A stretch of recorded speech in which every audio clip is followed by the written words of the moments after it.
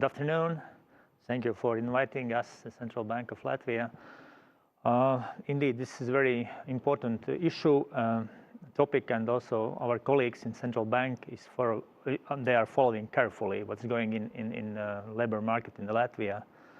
And even more, just a year and a half ago, in autumn 2019, we had our annual conference dedicated only to this labor market issues for the whole Baltic region. And takeaways or findings were quite similar to those which we are talking about today. Plus, on top of that, we got pandemic issues, and all the restructuring and changes are even happening quicker.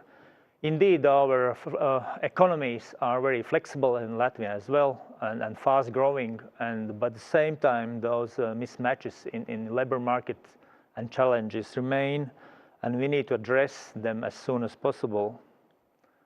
And one of the largest challenges is about aging population, and working age population is going to shrink. There is no any kind of medicine how to prevent that. What we can do is look more carefully on our internal reserves, and very important is also if we could keep as low as possible migration numbers. At this moment, for example, in Latvia or in Baltics, there are thousands of the people which came back during pandemics and Brexit troubles from UK and the EU, and they're just waiting for the situation. Would it be possible to get jobs here to settle properly back in Latvia and Baltics, or just to use any option again to go back to the Western Europe? And that is something which is very important. Otherwise, you can do a lot of these different programs, stimulate the birth rate and etc. But the situation is such, the trend is obviously visible.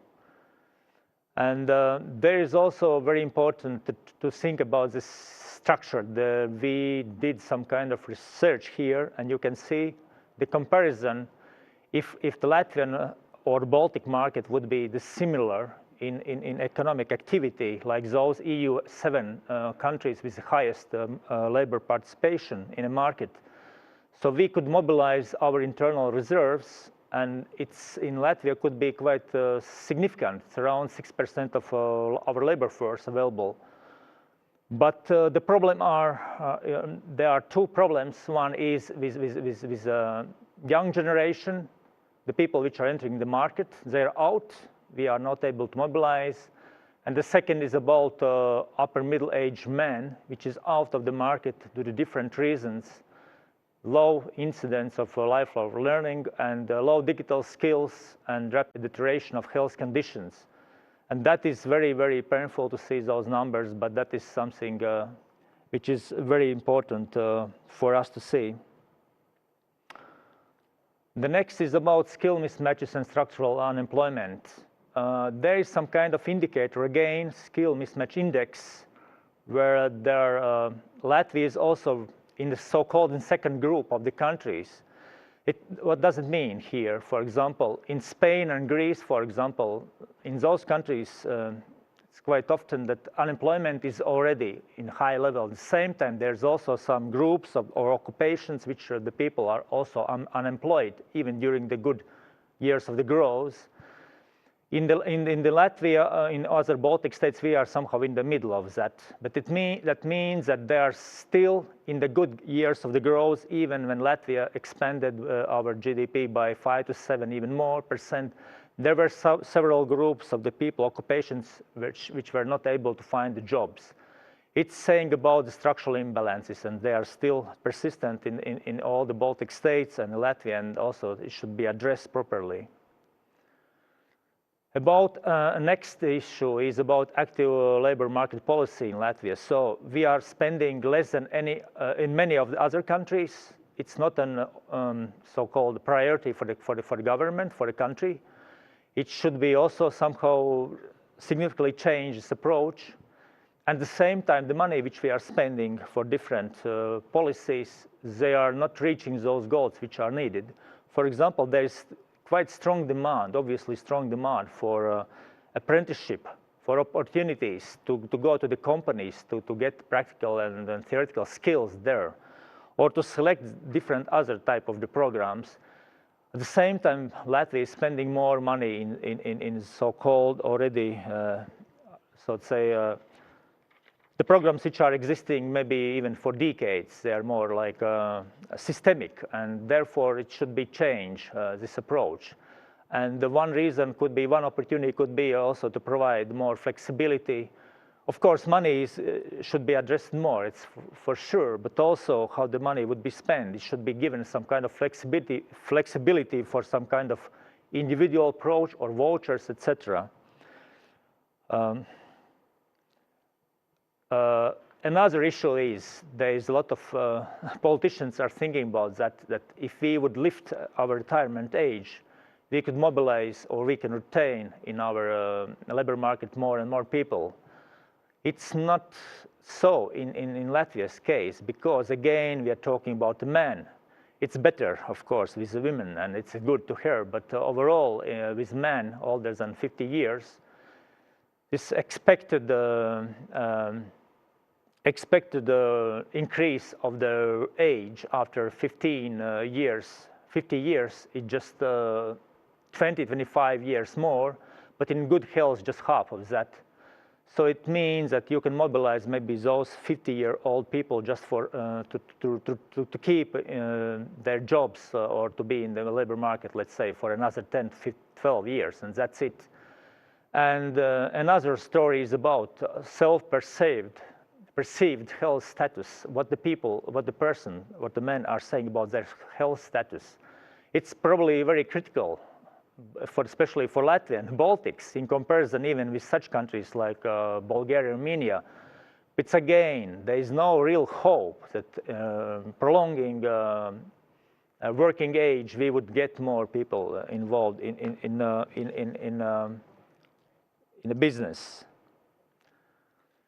Another story saying about what we think about that our digital skills. And it seems to be that especially if you're meeting youngsters and going through the mass media, you can see there is a quite high speed of internet, there is a quite good infrastructure, there's different startups and etc. But overall, Latvia is among the weakest, the poorest performers of those people which are using internet, how they are able to manage their digital skills. And even more, recently, European Investment Bank did some kind of research on digitalization index, and unfortunately, Latvia is the last in this group. Twice the indicator is 46, while for the front runners, this indicator is above 80%, 80s the score is. It's saying about, again, there's a lot of different problems, and what was mentioned in this research. It was said that there is a problem not just also with business process improvement, software and data and digital intensity, and that is very important to understand. If companies are not investing properly and timely in digitalization, there would be no also positive impact for the workers working different industries. So that's obviously very, very important, is just upskilling and reskilling, even now, even today, even during pandemic, even now when the people are in furlough schemes and getting different other assistance from the state side, they have to get some kind of opportunities to skill themselves. About the overall impact on labor market during the pandemic. You can see there are two graphs, and which are showing different cycles in Latvia in recent 2 decades, which are saying about the flexibility and different cycles.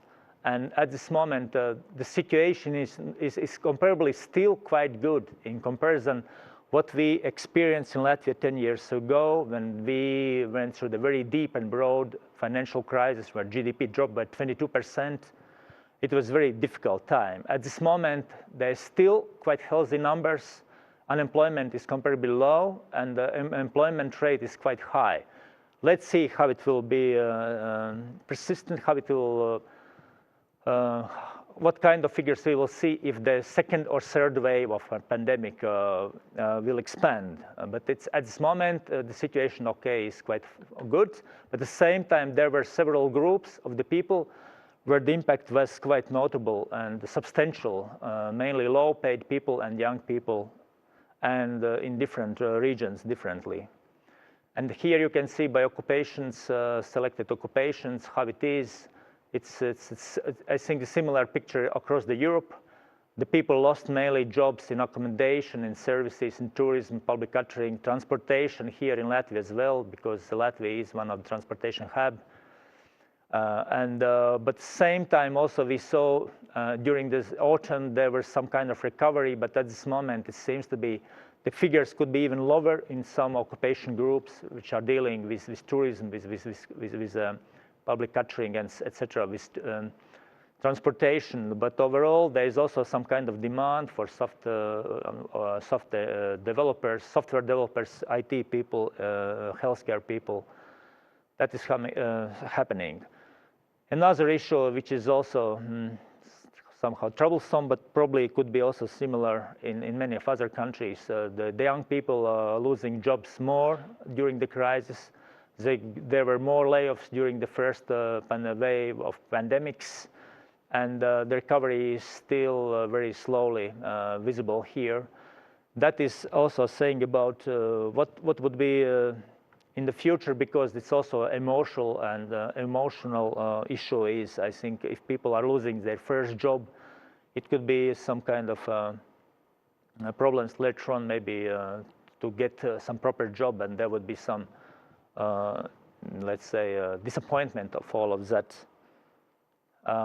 And another also very interesting graph is showing, in spite that there are some layoffs and unemployment is increasing, and somehow we have heard that wages are dropping, at the same time you can see in the left side of the graph there are low-paid jobs. They are indeed shrinking. People are getting they are not just laid off, but also they are getting lower salaries.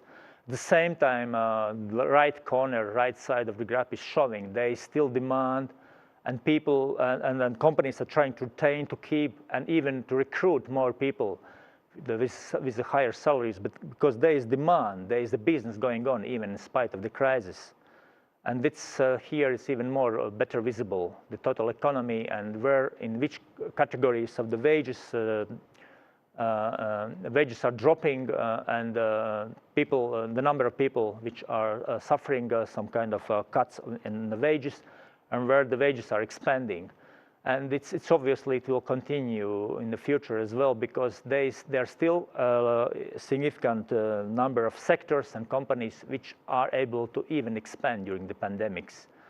And this is saying about transformation of our economy, and this is some highlighting even those needs, which is very important to deal with labor policies, just to change this situation in favor of better paid, more qualified jobs. And some takeaways from all of that.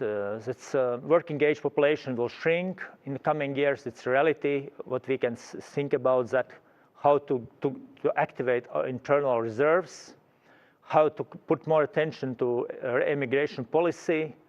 That is very, very important. It's a good time at this moment still, because Europe is somehow still closed for many of the people. What to do with youth? It's low prevalence of the vocational education and apprenticeship. More opportunities should be granted to the people. During the previous crisis, there were some programs established, but they are not showing such good results. I think Latvia should do the best to follow the best examples from such countries like Austria, Switzerland, Netherlands, where the vocational education is priority and is good prestige. What to do with upper middle-aged men? That is also very important about the health sector. That is also at this moment somehow transforming, but there is also about digital skills, and those people, in most of the cases, they have actually lost some kind of trust or to the opportunities to go back any sooner again to the labor market, getting more or less decent salaries. Skill mismatches and non-structural employment is also very important. That is, those policies until now haven't addressed properly, and that is, of course, very important. The money should be more dedicated, and it should be spent more wisely with very good dialogue with entrepreneurs. Otherwise, that is, if the business is not going to help, there would be no good income of that. And impact of the COVID was comparably smaller, but at the same time it impacted several groups, and that is again saying about there would be income inequality, and there would be some tensions, maybe potential in the society if that would be not properly addressed. I think very important is that labor policy should be as priority for the government. The timing is proper at this moment. The EU money is coming. We should be very wise and efficient how to use that, also addressing those issues. But I think Latvia is still lacking some kind of ambitious in several areas, and one of those areas are labor market, education, health, and other. They should be stick together much more efficient, and the cooperation among different NGOs, I think those are very, very crucial. Thank you very much. Andris, thank you so much. I've been attending many government groups on strategic workforce management, and I must say that this has been the best labor market analysis that I've seen in a year, which is also slightly upsetting because there are ministries responsible for this topic. And thus my question actually, we have seen that it really is not on the list of priorities. So my question is, what would it take to make this question more urgent, more evident, A? And B question is, who ultimately, of course it's a responsibility that is being shared, you know, there are different components there, but at the end of the day, who should be responsible for employment policy? Who should be responsible for predictions of employment market, for predicting skills and so on and so forth? Because we see 4 ministries now doing digital skills and doing other activities, but it's not clear who at the end of the day is responsible one. Yes, if you would like to address very properly and timely all of that, I think the most important is who is owner of that. I think Latvia is struggling in many areas because there is poor ownership. Not just Latvia, in other countries as well. And if you are very, very strong in your vision, and you are able to mobilize not just public service, but also society and business organizations as well, you can achieve. There should be some kind of positive pressure, I would say. At this moment, time is such because the COVID is speeding up all those restructuring needs, and the world is changing. EU money is coming. I think it's up to the dialogue. It should be very, I think, efficient, loud, I mean, and quite forceful, you know, which is demanding for results and follow up. Because in the central bank, we can see we have analysis and research and etc. We can compare other countries, what they are doing, so to say. It should be good push. And I think the ownership should be dedicated to one of those ministries, just one. Otherwise, if there would be 2 or 3, it could be very difficult to say. Because that is something, you know, if we are doing something, we should be very ambitious. Because in several sectors, Latvia is struggling because there was poor ownership, or there was lack of, maybe also lack of those which are able to implement. Leadership and how we can implement. Execution as well. The tools are not so good. We are losing in implementation as well. I totally agree. Let's continue fighting, and I hope initiatives like this will add to this. But so that we don't conclude on a very pessimistic note, what are 2, I know, positive aspects apart from the fact that it could have been worse in context of COVID, but still? Yeah, I think that there's several positive signs. First of all, Latvia's economy and then the labor market is very flexible. we don't need to use shock therapy at all. There is this natural change, a shift from one sector to another sector. I think that is very important. And if I can compare how my previous colleagues in different countries are working, I would say in Latvia there's a lot of privileges because we have fast internet and people are quite skilled in many businesses.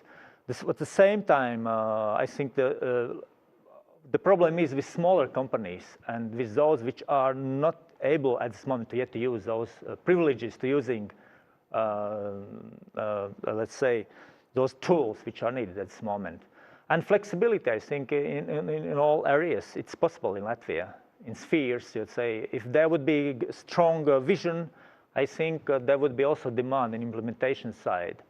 But I think very important is how the business is doing that from their side. This demand should be very important. Demand and push. Demand push, yes, for sure. We will definitely, at least with the Foreign Investors Council and Association of Business Service Leaders, we'll definitely continue pushing and demanding. Thank you, Andris, so much. And without further ado, we are continuing with next two speakers.